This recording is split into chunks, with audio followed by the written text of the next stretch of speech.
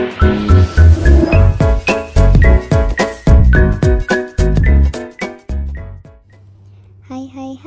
welcome back to my YouTube channel. Jangan lupa like, comment, and share ya. Oke, next kita lanjutin ya ceritanya. Bab 29, tertangkap.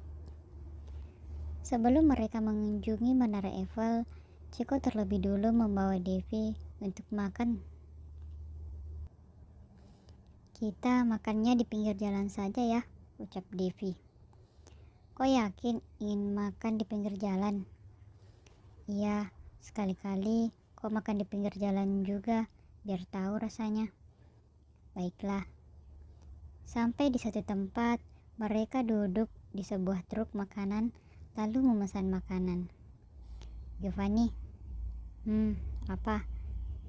Maaf ya, tadi aku merusak meetingmu. Pasti kau rugi ya? Ucap Devi menunduk merasa bersalah.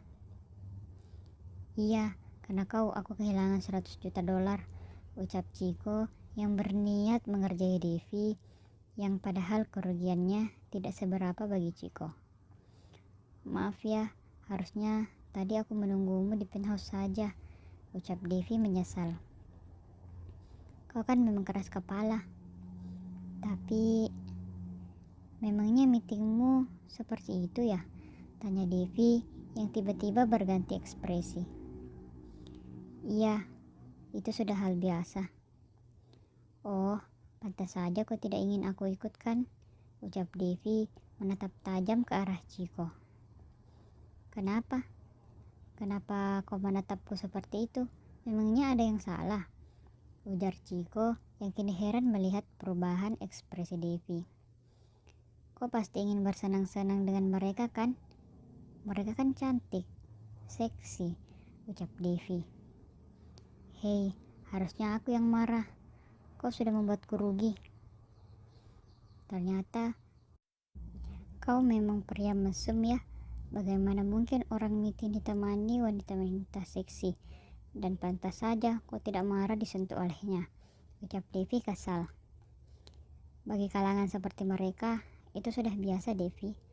Mereka sering membawa wanita-wanita seksi pada pertemuannya. Terus, tadi jika aku tidak ada, kau pasti akan menikmatinya kan? Ucap Devi melotot ke arah Chico. Hahaha, Devi, kau lucu juga ya kalau marah. Tidak, aku tidak tertarik dengan mereka. Lagian, aku tidak menyukai wanita yang sudah dicicipi oleh pria lain, kekeh Chico. Tidak usah banyak bicara. Aku sudah lapar, ucap Devi. Jangan lama ya, gadis kecil ini sudah lapar, teriak Chico kepada penjual truk makanan itu. Setelah mereka selesai makan, kini Chico dan Devi kembali ke mobil. Mau kemana kita? Tanya Chico. Menara Eiffel, jawab Devi. Oke, let's go, ujar Chico sambil menarik tangan Devi menuju mobil. Butuh waktu beberapa menit untuk sampai di Menara Eiffel. Sepanjang perjalanan, Devi menatap kagum pemandangan kota Paris.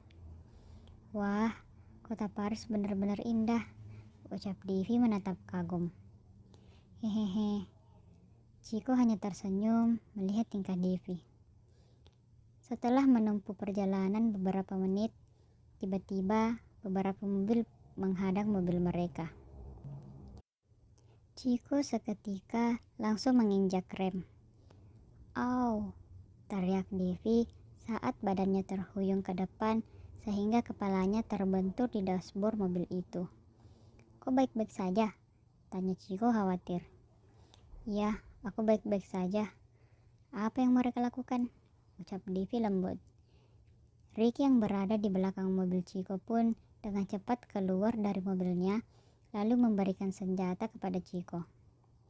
Kau tunggu di sini ya, dan ingat, jangan keluar. Apapun yang terjadi, jangan keluar. Kunci pintunya, jangan buka sampai aku bilang buka. Apa yang akan kau lakukan? Nanti kau terluka, mereka ada banyak, ucap Devi khawatir. Tidak, aku akan baik-baik saja. Setelah ini, kita akan ke Menara Eiffel. Baiklah, hati-hati ya." Chiko pun keluar dari mobil. Kemudian Ricky memberikan senjata untuk berjaga-jaga. "Siapa kalian?" teriak Chiko. "Halo Chiko, kok lupa ya?" ucap seorang pria yang muncul dari arah belakang rombongan penghadang mobil Chiko tadi. Ya, dia adalah pria yang tadinya dihajar oleh Chiko karena menyentuh Devi. "Ternyata kau. Apa yang kau lakukan?" "Hahaha, kok lupa ya? Karena wanita ini, kau telah mempermalukanku dan membuatku rugi. Maka dari itu, kau harus menanggung akibatnya. Semuanya, habisi mereka," teriak pria itu kepada rombongannya. Sementara Chiko dan beberapa pengawalnya sibuk menghabisi satu sama lain musuhnya, tiba-tiba beberapa dari musuh mereka mengincar mobil Chiko. Beberapa pria berpakaian hitam mencoba membuka pintu mobil Chiko yang terkunci. Devi yang berada di dalam teriak ketakutan memanggil Chiko, namun Chiko tak mendengarnya karena kaca mobil yang tertutup. Beberapa pria itu membuka pintu mobil itu dengan alat dan cairan, sehingga pintu belakang mobil Chiko terbuka. Devi mencoba melawan, namun karena tubuh pria itu yang kuat, sehingga Devi tak mampu menghajarnya. Lalu, pria itu membekap mulut Devi dengan sarung tangan yang telah diberikan obat bius, sehingga Devi tak sadarkan diri. Kini Devi dibawa pergi oleh pria itu menggunakan mobil. Chiko yang berbalik melihat pria itu membawa Devi yang tak sadarkan diri. Tanpa pikir panjang, Chiko langsung menghabisi siapa saja yang menghalangi langkahnya. "Brengsek," teriak Chiko. "Ricky, bereskan mereka. Setelah itu susul aku," ucap Chiko.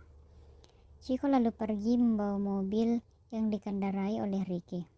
Terlihat jelas wajah Chiko yang penuh amarah dan khawatir kepada Devi. "Akan kuhabisi kalian," gumam Chiko sambil membawa mobilnya dengan kecepatan tinggi mengejar mobil pria yang membawa Devi. Di mobil pria itu, Devi yang tak sadarkan diri, kaki dan tangannya diikat lalu mulutnya diberi plaster. Perjalanan sampai 2 jam lebih hingga sampailah di sebuah bangunan lama. Devi diletakkan di sebuah ruangan lalu diikat di kursi.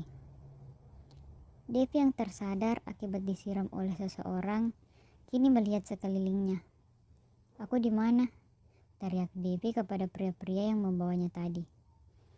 "Tenanglah cantik, kita akan bersenang-senang di sini," ucap salah satu dari mereka. "Lepaskan aku. Apa mau kalian?" pekik Devi. "Tinggalkan kami berdua," ucap bos mereka yang merupakan pria yang dihajar oleh Chiko tadi. "Apa yang ingin kau lakukan? Lepaskan aku," teriak Devi. "Tidak usah berteriak sayang, tidak akan ada yang mendengarkanmu. Giovanni pasti datang menolongku. Hahaha, dia pasti sudah mati di sana. Lagian kan ada aku di sini. Aku lebih bisa membuatmu bahagia," ucap pria itu sambil mendekatkan kepalanya dengan wajah Devi. "Cuy," Devi meludahi wajah pria itu. "Dasar wanita kurang ajar." Plak. Pria itu pun menampar wajah Devi hingga menimbulkan darah di sudut bibir Devi. Ia lalu menggenggam rahang Devi. Devi pun berusaha menahan sakitnya. Pria itu mencoba meneguhkan wine di mulut Devi, namun Devi berusaha menghindar hingga pria itu kembali menggenggam rahang Devi dengan kuat. Terima kasih.